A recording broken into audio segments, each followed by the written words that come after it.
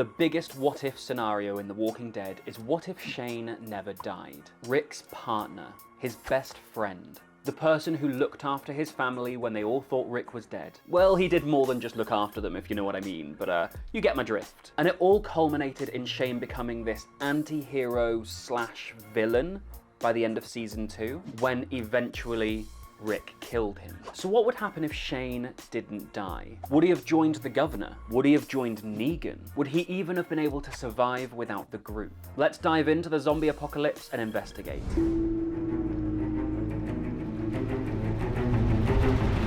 So Shane was talking for a while about leaving the group before he was killed. He and Andrea discuss it a number of times throughout season 2. And honestly, it was getting to the point where most of the group didn't want him there anyway. So if Shane survives, he leaves. And he probably takes Andrea with him. But where will they go? Well, when Andrea gets separated from the group in the season 2 finale, she ends up finding Michonne. And the two of them are taken to Woodbury, and they meet the governor. So I think Shane and Andrea would just follow a similar path. And then when they get to Woodbury, a few interesting things happen. First, I think the governor and the whole Woodbury setup, it's Shane's kind of thing. There's a military group guarding everything. The protectors are put on a pedestal. And while Michonne never really takes to the place, Andrea does. And I think Shane's more likely to side with Andrea on that. That said, Shane and Andrea had a bit of a thing going on, but when they arrive at Woodbury, Andrea and the governor kind of have their own thing. And this kind of opens up the opportunity of like a love triangle. But Shane's had enough of that with Rick and Laurie, I think. And with the governor in the ultimate position of power, I think he could easily manipulate things so that Shane is sort of out of the picture.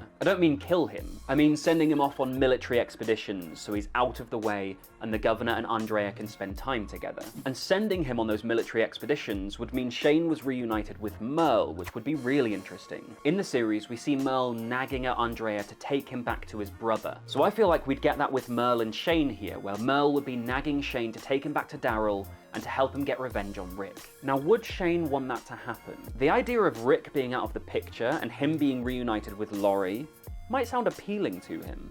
He could bring Laurie and Carl back to Woodbury with him and they could be a family together. I think those thoughts going through Shane's mind would add a really interesting dynamic to the battle between the governor and Woodbury and Rick and the prison gang. But ultimately, I think the Shane side of that would simmer out a little bit. You know how in the same way Merle doesn't end up killing Rick, and Andrea sort of ends up turning on Woodbury once she finds out how barbaric it is, you know, with the Walker fighting sport thing. And then she finds out the governor has his dead daughter in his, like, room in his house. And then she finds the torture chamber that the governor has put together for Michonne. I think that would be sort of breaking point for Shane. You know, the governor kind of manipulates Andrea, and he ends up hiding his plan from her about killing Rick and his group, pretending he's being all diplomatic. But I don't think Shane would have the wool pulled over his eyes quite so easily. In fact, I can see Shane going to Rick's group and tipping them off, intending to help them defeat the governor. In his own head, he'd almost see it as a redemption arc, and he'd expect them to welcome him back as a hero. But then he'd find out that Laurie was dead. And considering Shane's whole thing in season 2 was that Rick can't protect his family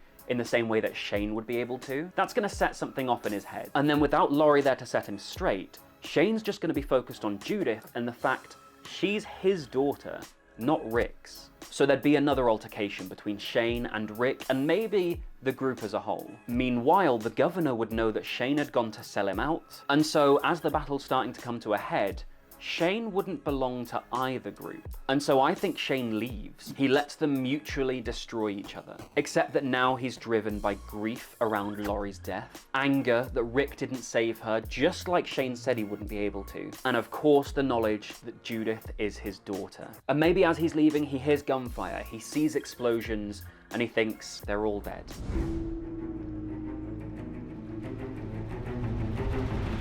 The Terminus plot always felt like it should have been bigger than it actually was, but with the group all scattered after the final battle with the governor, they head to Terminus separately. All roads lead to Terminus, which means Shane would probably be heading in that direction too. But would he arrive at the same time as Rick and the rest of his group? I don't think so.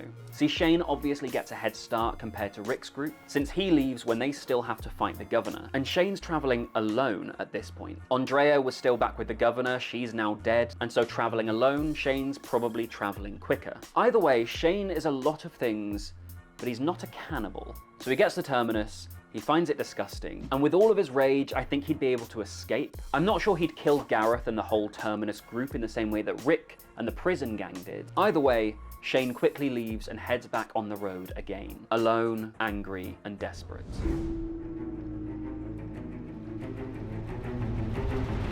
I think we all expected this, didn't we? Negan's philosophy aligns with Shane's. The idea of saving people by making tough calls, tough love, it all fits. So it makes sense that Shane would join the Saviors. He'd be a useful asset to Negan. He'd make his way up the ranks and eventually become a lieutenant. I also think after being snubbed by both Andrea and Laurie, he'd buy into the whole misogynistic side of the Saviors. You know, Negan having a bunch of wives and stuff. Ultimately, I think Shane feels like he's found a nice home for himself. He's important, he's respected, and they're sort of ruling the land a little bit. So when the Saviors come to fight Rick's group, I think once Shane's over the shock, because remember, he probably thinks they all died at the hands of the governor, Shane would probably relish it a little bit, especially because for a large amount of that time, his side, the Saviors, are winning. He would have spent months dwelling on the fact that Rick didn't save Laurie, and that Rick, with Shane's daughter Judith, either died at the hands of the governor or were out there somewhere. Shane spent months dwelling and obsessing over that. So when Negan kills Glenn and Abraham, and then completely crushes Rick's spirits, I think while Shane would find it uncomfortable to witness in parts, particularly, you know, because he didn't have a problem with Glenn specifically, but secretly, or maybe not so secretly,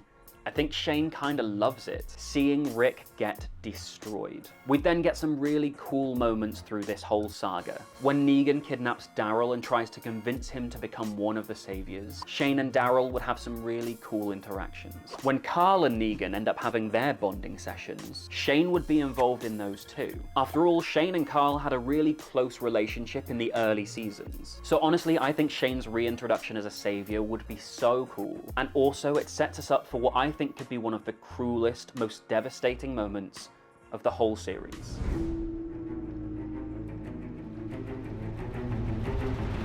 So at this point, the Saviors are running things, and Alexandria have to provide for them. And at the moment, Rick's group are too scared to set a foot out of line. So this is where Shane, with Negan's blessing I think, takes Judith.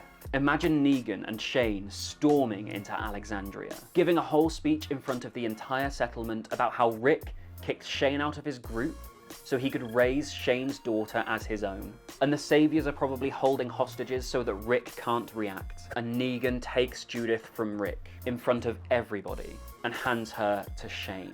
It would destroy Rick. As viewers, it would cut us up emotionally because Rick would be able to do nothing about it. And Carl could do nothing about it too. Daryl and Carol watch Shane taking that baby away.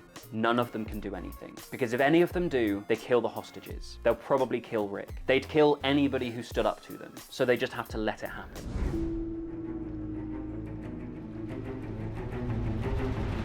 So the war against the Saviors builds up. Hilltop, Oceanside, the Kingdom, they all get involved. It's bloody, it's devastating, lots of people die. And then Carl dies to save a stranger, just as he does in the series as we know it. And he leaves notes for Rick, and for Negan, and probably one for Shane as well. The notes all say the same thing. They're about a better world. And I think that would hit Shane quite hard, just as it does with Negan and with Rick. But it's not enough to end the war. And it's not enough for Shane to give Judith back either. So the war continues. Eventually, in the same way as it does in the story that we know, Rick's group would win thanks to Eugene's genius bullet plan. Now I know that Rick spares Negan after this because of Carl's last words and his wish for a better world. But could Rick spare Shane? I guess it would depend on the circumstances, exactly what the situation is with Shane when the war ends. But what I imagine would happen is Shane would learn the Saviors lost. So he'd take Judith and he'd try to run. Because for all of his flaws, I do think Shane would genuinely care about Judith.